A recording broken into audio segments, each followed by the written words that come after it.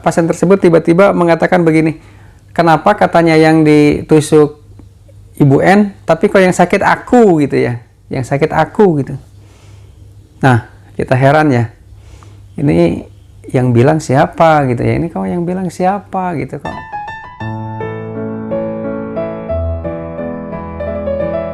Terima kasih Mas Mas Ahmad atas kedatangannya ke HNH Terapi Center. Jadi ceritanya begini, suatu ketika itu di daerah Jakarta ada seorang pasien wanita usia sekitar 34 tahun ya, itu mengalami keluhan di perut. Jadi mengalami sakit perut ya, mungkin kalau biasanya sih disebutnya itu mengalami mah gitu ya, sakit mah. Kemudian sakit kepala, ini sudah berlangsung sekitar 3 tahun lebih keluhannya, jadi tidak hilang-hilang. Nah kemudian ketika proses terapi sedang dilakukan, waktu itu dilakukan akupuntur, pasiennya terentang, biasa kan di akupuntur pada bagian kaki, kemudian pada bagian tangan dan bagian perut. Pasien tersebut tiba-tiba mengatakan begini, kenapa katanya yang ditusuk Ibu N, tapi kok yang sakit aku gitu ya, yang sakit aku gitu.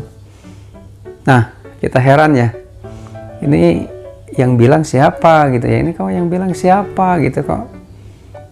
Jadi yang ditusuk Ibu N, kok yang sakit aku katanya gitu. Loh, berarti ini kan bukan Ibu N. Kalau dia mengatakan begitu kan ini bukan Ibu N ya. Akhirnya penasaran kan, terus saya kejarlah pertanyaannya, ini siapa gitu kan, ini siapa. Dia diam, tidak mengatakan apapun juga. Jadi karena kebetulan saat itu kan saya hanya untuk menangani yang medis, jadi belum menangani keluhan-keluhan yang non medis. Ini kejadiannya kan sekitar 15 tahun yang lalu lah ya. Jadi kami hanya menanganinya yang medis-medis saja. Jadi ketika ditanya begitu, ini siapa gitu kan, kemudian pasiennya diam gitu. Nah kemudian kita ambil satu jarum lagi ya, kemudian kita tusukkan pada bagian kaki gitu. Kemudian baru teriak-teriak tuh, dipaksa bicara, ayo ini siapa, ngaku nggak gitu kan, ini ngaku nggak gitu kan. Iya katanya, aku si Anu. Ditanyalah seperti pertanyaan kalau seseorang sedang meruqyah gitu kan ya, suka ditanya, ini dari mana gitu kan, bilang dari kota A gitu. Ada yang menyuruh atau masuk sendiri, menjawab disuruh. Pertanyaannya banyak sebetulnya, jadi tapi ini ringkasan aja ya, ringkasan dari, dan proses bertanyanya juga tidak selancar ini karena ada apa namanya ya, ada proses lama, sebetulnya lama. Tapi intinya bahwa dari kejadian ini saya pribadi gitu ya menyimpulkan, oh ternyata akupuntur itu bisa ya gitu dilakukan untuk sekaligus meruqyah seseorang gitu. Jadi akhirnya dilakukanlah negosiasi gitu ya, bahasanya negosiasi ya, mau keluar nggak gitu kan.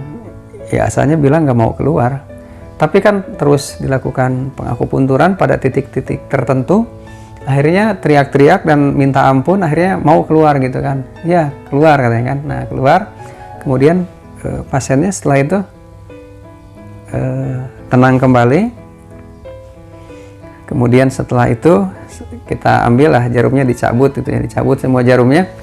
Kemudian tanya kepada pasiennya, udah selesai Bu, bangun gitu kan, bangun. Tadi kenapa gitu, bilang apa? Nggak bilang apa-apa gitu. jadi tadi tidak sadar ya, tapi nggak apa-apa lah. Kita juga tidak mengatakan apapun juga, tapi yang jelas waktu itu keluhan sakit di perut dan di kepalanya menjadi lebih ringan. Nah barangkali itu saja pelajarannya ya, pelajarannya bahwa ternyata jarum akupuntur itu bisa juga digunakan untuk melakukan terapi ruqyah. Maka kita sekarang menamainya adalah ruqyah puntur atau ruqyah dengan menggunakan media jarum akupuntur. Barangkali demikianlah. Oh iya, sebenarnya lebih dari satu lah ya pengalaman terhadap beberapa pasien. Jadi kejadian ini bukan hanya terhadap satu pasien, tapi kita ambil salah satu kisah saja. Iya, semoga cerita ini bermanfaat. Ya, bermanfaat minimal bagi diri kita sendiri ya. Nanti bagi rekan-rekan atau bagi yang menonton atau bagi pemirsa dimanapun berada, jadi yang ingin memberikan komentar atau pertanyaan, silahkan dibuat di kolom komentar. Semoga cerita ini pun memberikan hikmah atau bisa menjadi ibroh pelajaran bagi kita semua. Terima kasih. Assalamualaikum warahmatullahi wabarakatuh.